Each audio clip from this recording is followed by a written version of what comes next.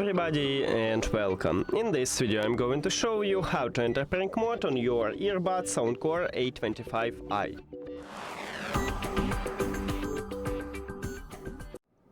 You have to start by open the charging case and then remove your earbuds from the charging case.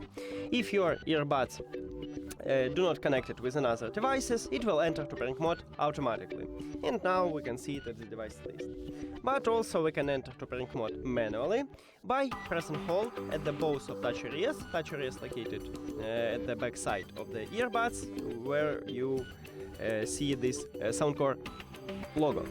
You need to press and hold on it for at least 3 seconds. So 1, 2, 3, and then the LED light should blinking really fast, like what I have right now, and we also enter to prank mode.